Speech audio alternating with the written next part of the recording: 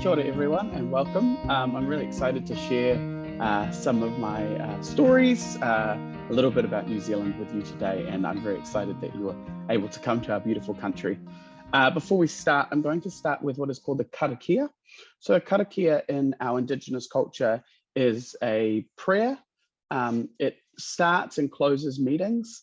It can also be said as a grace, but it's not necessarily religious. So it can have a religious component for those who are religious, or it can just have a way of setting the space, setting the meeting. So I'm going to start with this karakia. Ona hia te pō whiri marama, tomakia te ao wha te tangata, tātai ki runga, tātai ki raro, tātai ahoro, homie, hui, tai ki e. So that means from confusion comes understanding, from understanding comes unity, and that we are interwoven, interconnected together as one. And so that seems very fitting as we join from different parts of the world today. So before I start, I want to tell you a little bit about myself. And the way that we do this in New Zealand is through what is called Pepeha. Now for Mauri, Pepeha is a way to connect with people, a way to show who and where we come from. So I'll just say my pepeha. Usually you wouldn't do a bit of a precursor, you would just say your pepeha to start, but just so that you have an understanding. So ko waipa toku waka, ko te wā nui o tiriwa toku pai maunga, ko manutawhau toku awa, ko waitamata toku moana, ko Mark toku papa, ko Karen toku mama, ko Maddie toku wahine e rangatira, ko Cityside toku whare karakia, ko Ngāti Pākehā toku iwi, ko Kit Haines toku ingoa, kei te tarangi toku kainga. So essentially for Mauri, this is a way of sharing connections with one another and finding out a little bit about one another. Kind of like an icebreaker in a global context. So it talks about where you come from. So Mauri are really connected to the land and to the people. And so the waipa is the canoe or the boat, which my family first came to New Zealand on. The Waitakere Ranges are my mountain range. They are in the area. The Manutawhau is the river or the creek that I grew up nearby. I put in there that my wife is Maddie. I initially had wahine, which means my woman, but she told me I had to add in the word rangatira, which is Maori for chief. So I got told very, very certainly that she is not just a wahine, she is also a rangatira in our household. Cityside is the church that I go to, and I'll come to the Ngāti Pākehā being my tribe. My name is Kit Haines, and in the background you'll see there's my home in Te Tarangi. So what I thought we might do, and I know that this is going to be recorded and put into a slot, is just if you want to chuck in the chat, maybe your name, where you're from, or a geographic location that's important to you. It may be a mountain, it may be a river, and then one connection you have with someone. So a member of your whānau or your family. So you can chuck that in the chat. I'll allow a couple of minutes for that.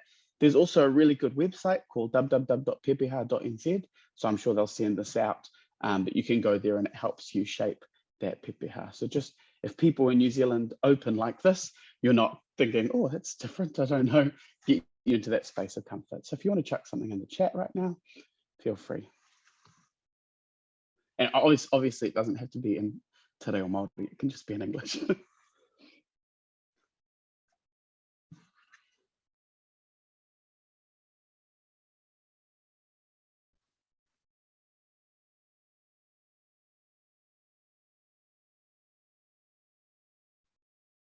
So we've got Lisa there, and Becky and Alicia.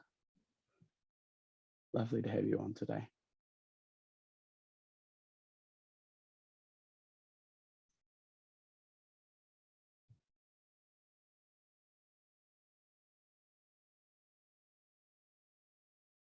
So, near the Hudson River in New York State.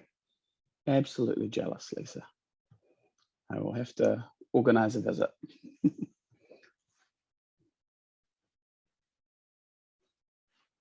I'll just allow another minute. Alicia from Alexandria, VA. Oh, lots of people on the banks of rivers. I like this. A wife and a dog foster. Awesome.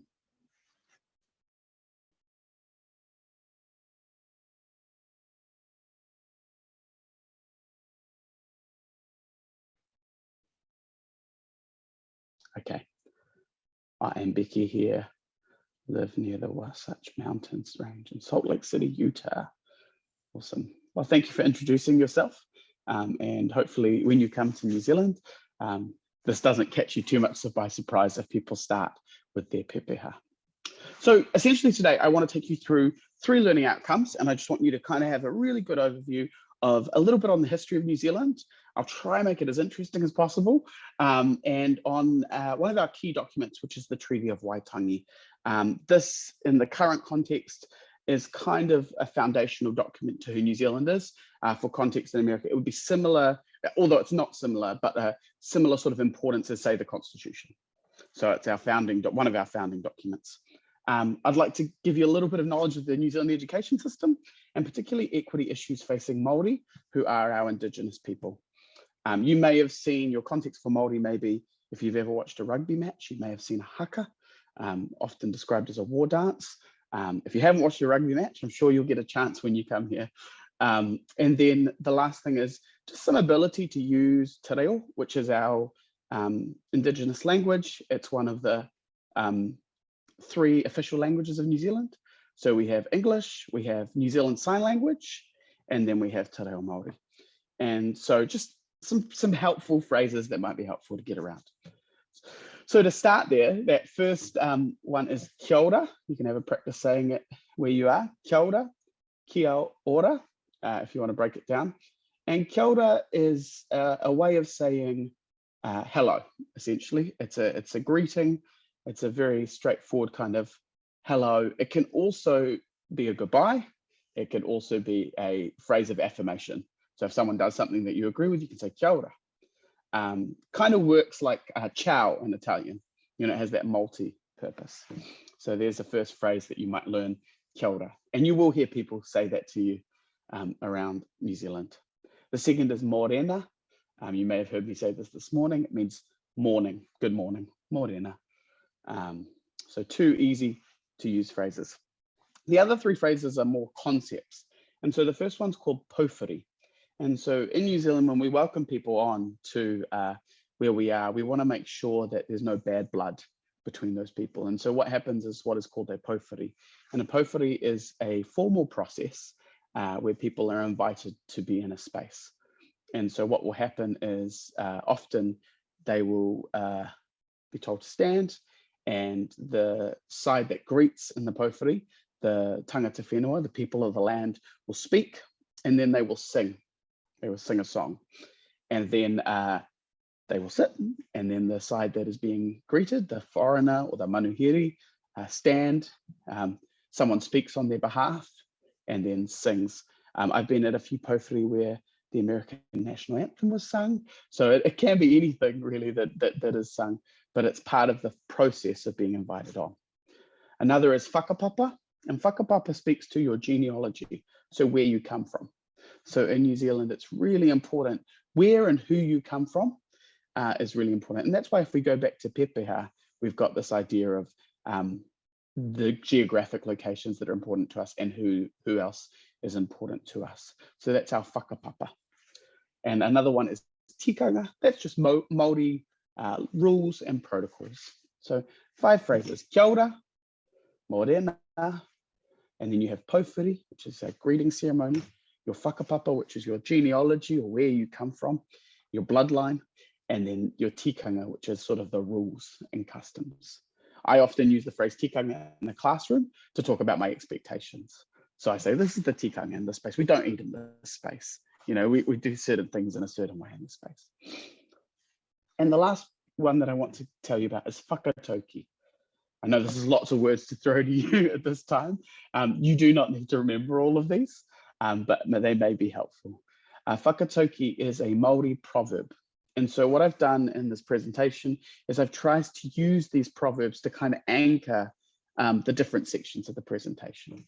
So a whakatauki will have an English translation, and then it will have a deeper meaning. And often you'll get asked, what does it mean to you?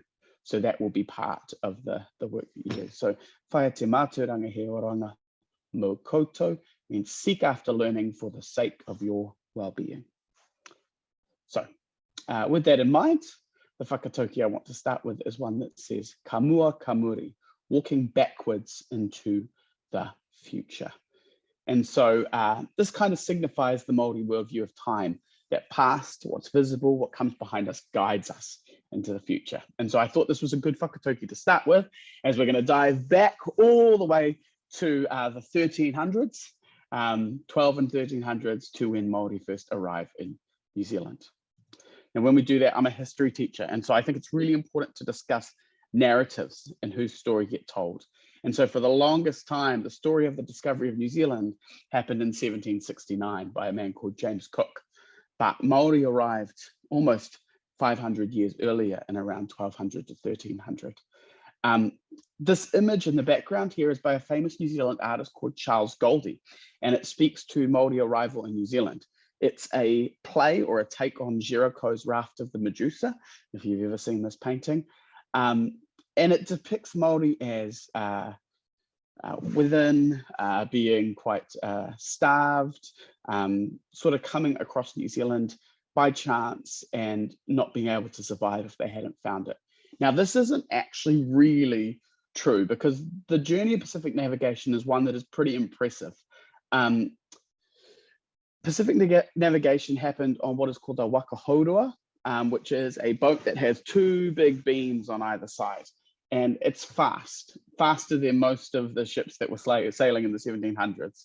And the reason for that is it's got this wide beam, which means it has more center of control. It's got a shallow draft, so it can float over coral reefs and things, and less volume. So it travels at a significantly faster speed. When James Cook came across Tahiti, it was said that the Tahitians were like, oh my gosh, this is really slow, these ships that you have. So the journey for Maori has been dated back to coming from Tahiti to Aotearoa. In the Maori story, they talk of the land of Hawaiki, which is their homeland.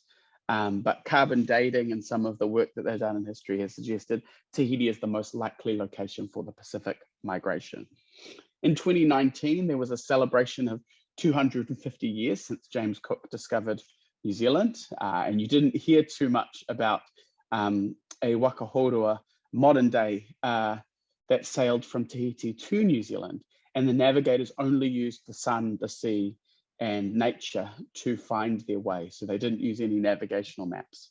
And one of the ways they did that was through celestial navigation. So using the stars, using the sun to find their way.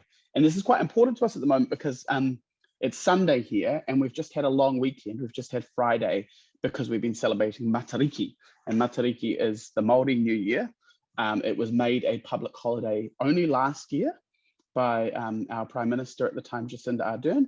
And so, yeah, we're very lucky to not only have a Friday off, but get to celebrate Maori New Year as well. So quickly getting through. So there's three stories of navigation or migration to New Zealand. The first is that of the Polynesians and the establishment of Maori in around 1200 to 1300. Then you've got the European discovery of New Zealand by a man called Abel Tasman, a Dutch explorer, and then the arrival of Captain James Cook in 1769, which is where some of the interactions between European settlers and Maori start to begin. So one of the stories that was told was that it was actually in 1750 that Kupe, the first father of all Maori, discovered New Zealand. And then it was later that they sent a great fleet and they found a primitive tribe beforehand known as the Moriori. Now, this isn't true. It's since been dispelled. And the myth of the Moriori was taught in textbooks at school up until about the 1980s, 1970s. And some of the rhetoric around this was that it was okay for Europeans to have colonized Maori because Maori had colonized this group beforehand. But it turned out that the Moriori were actually a subset of the Maori people. So I think this is why it's important to talk about those narratives. Maori use a word pūrākau to help describe this. So pūrākau is like a story. So they talk about Kupe had an altercation on the island of Hawaiki with a giant octopus. And that octopus was causing trouble for his village and stealing fish from their nets. So it's said that Kupe and his crew pursued the octopus across the Pacific Ocean. Now we've got to remember this is the largest ocean we have, and they managed to chase him and eventually discover Aotearoa. Yeah, and so these pūrākau, these stories are important. And some of those myths also explain place names. So when you come to New Zealand, you will see place names in Te Reo Māori, and often a place name has a meaning. So one of the myths or one of the stories is about a guy called Mauri. You may have heard of Maui from the Disney film Moana. And Maui was said to have put his hook into the ground and have lifted up the North Island of New Zealand. So we are split into two islands, the North and South. And I gather you'll be going to the South Island. But the North Island, the story is that it was lifted up. And so the Maori name for this is Te Ike ao Maui, the fish of Maui. The South Island is named Te Waipounamu, the waters of greenstone. So greenstone in New Zealand is known as a treasure, and it's called pounamu. And there is some tikanga, see, we're using words that we've just learned around how we use that. So I've got here, I don't know if you can see my screen, but this is a greenstone that I was gifted for my wedding recently in January. And so it's a beautiful piece. So you may find that you see greenstone in stores, particularly in the South Island. That is where you find greenstone. And there are master carvers and people who shape this greenstone into different shapes that have different meanings. Some of the rules or tikanga around a greenstone is it has to be gifted to you. So lots of iwi, lots of tribes have different rules, but one of them is that it has to be gifted to you by someone else. So you may be gifted some greenstone, some pounamu. So Maori exist for a good 500 years in what is called pā sites. So fortified pā sites are these areas that were up on hills. Now these were beneficial in terms of warfare. They'd have these palisades that helped protect Maori. And the structure basically breaks into three sections. You've got whānau. Whānau means your family. So this was things like immediate cousins, uncles, aunties, grandparents, but also anyone who lived with you who generally was someone you considered to be family. So we use the phrase whānau. When I get up at a staff meeting at school, I would say kia ora e te whānau, which is kia ora family, because I see that group, my staff, as part of my family. So that's quite common. You then have your hapu, which is several whānau would make up a hapu, a larger kinship group that would exist on the pā site together. Usually they were linked through a common ancestor. So you'd have a great-great-grandparent that was linked. You then would have iwi, and multiple hapu make up iwi. And this is the largest social unit in Maori society. They're quite complex entities with lots of individuals, and they can change and be fluid. So many people who were cross iwi would have different iwi connections. So some iwi that you may come across, Ngāpui, with the iwi in the North Island, when Aotearoa was discovered by European settlers. And Ngāi Tahu is maybe the one you'll hear more. Ngāi Tahu is the iwi for the whole of the South Island. Now, you also have what is called a rangatira. A rangatira is a chief, and so they would run that iwi. So essentially, Maori were not one unit or one group. They were lots of sub-tribes and hapu run by rangatira. It's a lot to take in. And essentially, there was this thing called mana that was really important. Now, mana is like respect or kind of your self-worth and ability. And so some people would have more mana or less mana, authority, influence, and prestige. And sometimes, so a rangatira, a chief, would have a lot of mana. It would be the respect the community has for you. Sometimes this was something that you're born into, but other times you were expected to have certain skills, certain abilities. So that's just a little bit about Maori before they settlers arrive. In 1642, a Dutch explorer shows up by the name of Abel Tasman, and he lands in a place called Golden Bay. It's the Dutch cartographers that give the name New Zealand, named after the Dutch province of Zealand. And interestingly, Abel Tasman never actually sets foot on the country, on the land. He arrives in Golden Bay at the top of the South Island, and he doesn't see any people, but he sees smoke rising from the land, suggesting human habitation. He anchors his ships and he sends a small boat to explore, but they're attacked on the sea by Mauri and Waka, and 4 of his crew are killed. So neither party makes landfall. Now, there is a possibility, a story, that Mauri could have interpreted the Dutch's display of their trumpet and white flag, a sign of peace, obviously, in European tradition, as a war challenge. So in Maori tradition, the blowing of the trumpet-like instrument, the pututara, is seen as a call to arms or a call to war. So could have all been an unfortunate misunderstanding, and what would have happened had he landed. It's not until about 120 years later that a man called James Cook makes his way to New Zealand. He makes about 3 voyages to New Zealand. And the first one is in 1769. He lands in the middle of the North Island. And the mapping he does during that journey, he travels all around New Zealand and maps the coastline. And that mapping was so accurate that actually it was still used 200 years later. So up until the 1970s, that mapping was still pretty common amongst New Zealanders.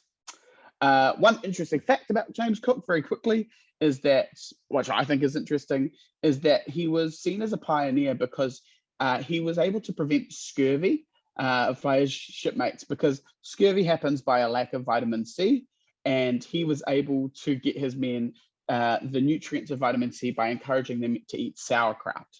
And he wasn't actually a the men didn't like this. It was different. It wasn't what they were into. And so one of the ways is he would sit down at dinner on the ship and eat sauerkraut to model the behavior that this is what you should do. And many of the men felt they had to respect the captain, so they would eat sauerkraut as well. So just an interesting little tidbit there. So then settlers start to arrive in New Zealand. We've got whalers, traders, explorers, and sealers.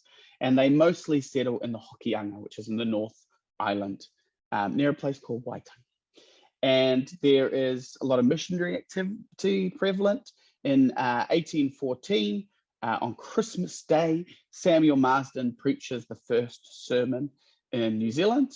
And essentially, there is what historian Claudia Orange calls a workable accord. They share food supplies, they share labor, they share muskets. There are occasional misunderstandings between Maori and New Zealand and European settlers, but all in all, it's relatively pretty civil. The number of settlers is also quite low comparatively. So you've got about 2,000 settlers in 1840 versus 100,000 Maori in the country. So there comes about this treaty that gets proposed, and it gets proposed for 5 reasons. One of those is law and order. So the British resident at the time, a man called James Busby, he's worried about the lawlessness, not particularly from Maori, but from the own British citizens. So he's worried that there's no law really governing them, and that maybe we need to set up some form of government here and have some law and order, some rules. So that's one reason. Another one is there's humanitarian concerns by the missionaries of wanting to protect the Maori, protect their rights, particularly things like land being taken away or sold. So there's that. The third one is that they're worried about the French, which is very classic the British to be worried about the French. They're worried that the French might take over New Zealand, which would have been very interesting. We wouldn't have been called the South Island, but rather Le Sud. So that fear of the French, and particularly the Catholic religion under Bishop Pompallier, was one of the reasons. And then there's the economic interests, the fact that they get to trade. It's quite, beneficial, and if they could set up some rules around that. So in 1840, this document gets proposed. It's a bit of a hodgepodge, and it's quite signed really quickly and written really quickly. Governor Hobson arrives by the British Crown, and essentially he has this treaty with him, and a man called Henry Williams translates it.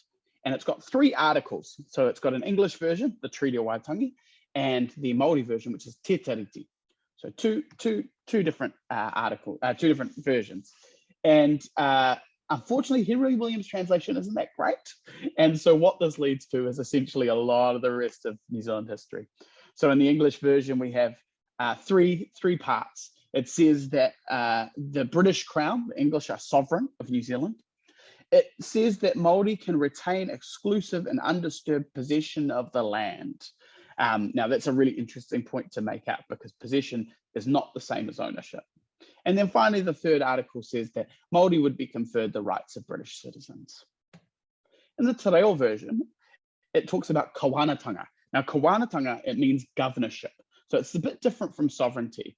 A word that would translate to sovereignty would either be rangatiratanga, your chieftainship, or mana, as we talked about before. So kawanatanga, the only reference they have for it is Pilate, Pontius Pilate in the Bible. So this doesn't really translate. So when Maori sign this, they don't actually think they're giving away their sovereignty. They think they're giving away governorship or government to the Queen, and they think, hell, what does that mean? They also get promised the rangatiratanga. So Article 2 in the Maori Treaty directly contradicts Article 1 in the English version. And so chieftainship over their land, over their taonga, their treasures, all of these things. Finally, the third bit is about tikanga, the rights of British citizens that they have. And that important point to make is possession and ownership are two different things. And so what this means is that while Maori retain possession, that can be taken away from them by the government and by settlers wanting to purchase the land. After the treaty, Maori are coerced and tricked into selling their land. Often there was people taking advantage of customs regarding land ownership, remembering land is communally owned by the hapu, by the whole group. And so there were some fraudulent transactions and purchases.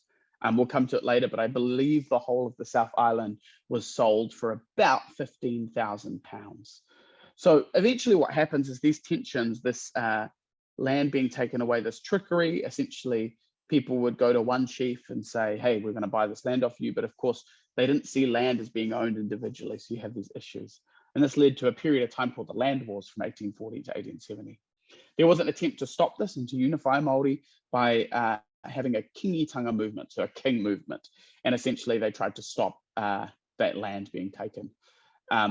What was frustrating was then they were seen as rebels, and the government passed laws which allowed them to take land off Maori who were seen as rebellious. So we have a range of colonizing legislation at the time. My reference point for this would be very similar to some of the legislation that happened in America around the Jim Crow era.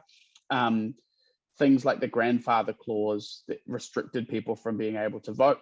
Very similar, the New Zealand Constitution Act sets up our government, but you can only vote if you're an individual landholder. And of course, Maori don't hold the land individually, they own it collectively, and so they were excluded from being able to vote. Native Lands and Settlements Act allowed for titles to be taken away, land to be confiscated. For educators, an interesting one is the Native Schools Act. The Native Schools Act, I believe, is 1863. In 1863, the Native Schools Act sets up European schools in Maori communities to try and get Maori to assimilate.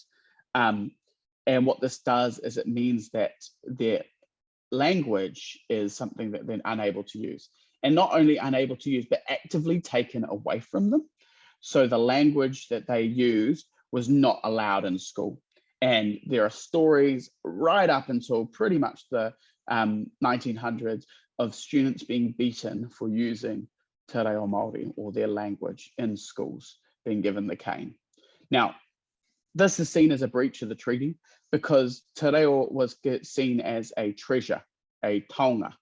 And Article 2 of the treaty said that we need to protect, you have chieftainship not only over the land, which is a taonga, but also things like Te Reo. The Tohunga Suppression Act, much the same, in 1907 said that Maori medicine and ways of being weren't allowed to be practiced. So again, another treasure being taken away. So this takes us to our next Whakatauki. This is my favorite Maori proverb. He aha te mea nui o te ao, he tangata, he tangata, he tangata. What is the most important thing in the world? It is people, it is people, it is people. And so this really shapes the 20th century. And this, I think, will have similar, although it's very different, but I think there will be similarities in American 20th century history. Particularly this idea of whether protest is part of our DNA. In the 1970s, post World War I, we allowed a lot of Pacific Island nations into New Zealand, particularly because we had a worker shortage because of all the men who had died. And so Mauri, Pacifica came to work in our factories and came over on work visas. Now, those work visas were then expired, but they were so helpful to our economy that we just let them stay until the 1970s, where unfortunately a racist government comes in and tries to scapegoat Pacific Islanders as this community that are causing a bunch of problems, and they undergo what's called the dawn raids. So they would bang down doors in the middle of the morning at dawn, and they would grab Pacific Island, so Samoans, Tongans, Fijians, and send them back on planes to the islands. What this led to was actually a real split between the kids who might be born New Zealand citizens who were kept here, and so they were split from their families. And a group founded out of that called the Polynesian Panthers, inspired by the Black Panther Party in the United States, and that was set up to support Pacific Island whānau family, running after-school programs and breakfast initiatives. In 1975, Mauri are frustrated with the ongoing alienation of their land, and they, from the top of the North Island, they walk south for about 30 days, gathering signatures for a petition to hand to the Parliament or the government, which is in Wellington, in the bottom of the North Island. It's led by a lady called Dame Whina Cooper, and they gain about 60,000 signatures, and it's said that about 30,000 to 60,000 people joined them. So if you go back, this photo here under this Whakatauki is the Mauri Land March in 1975. So these are the people walking to government. This isn't anything new. In 1881, peaceful protest was introduced in a place called Parihaka, where British soldiers came to take the land, and the Maori who were there plowed the land, dug up survey pegs, and greeted them in song and dance. Now, that's seen as a precursor in 1881 to be the first peaceful protest. If you look at the work of Martin Luther King and of Gandhi, often many of them knew of the work that happened in Parihaka. The last event was in Bastion Point, which is in Auckland, where the land was confiscated by the government to be used as protection from war. It wasn't returned. And in 1977, the government now announces a plan to build 25 hectares of housing development. And so Maori protest in a similar way. And this protest lasts for around 500 days. So it really is the people that make the history and change the history. We're kind of on a pathway to reconciliation in the 1970s and 80s. The Waitangi Tribunal gets set up, which is an organization that is looking to give land back to Maori. And in 1985, it is retrospective. So they're able to look at claims of land that was taken away. Now, I mentioned before that the South Island iwi, Ngāi Tahu, their land was sold. So that was about 35,000 or 36,000 hectares of land that they were left with out of 35 million acres. So essentially 0.1% of their land was left to them. And that was done through a series of agreements. 9 purchases were made for a total of about £15,000 at the time. So I think I did the calculations that that's roughly $1 million today, which, considering my house is currently mortgage is costing me more than that, to get 35 million acres is not a bad deal, really. In 1998, there was an apology made by the government and a payment to Ngāi Tahu of $170 million. And so what you will find is Ngāi Tahu have a running business, and they have a lot of economic interest in the South Island. They run a lot of programs, a lot of industries as well. the treaty becomes recognized as law in the law as one of our founding documents that is entrenched. There's this renaissance of Mauri. Specifically, we start in the schools. There is Kura Kaupapa Mauri, which is Mauri full immersion, starts at this time and still continues today. And the Mauri Language Act declares that Mauri is a national language. And so this is all in 1987, in the 1980s. And then now we have Te Wiki o Te Reo Māori, which is our Māori Language Week, but also many people are encouraged to speak in Te Reo, and we're currently celebrating Matariki, which is our new year. So we're on a pathway to reconciliation. Now, I know that's a lot to take in, that's a lot of history, but hopefully it gives you a little bit of an idea about who we are and our identity.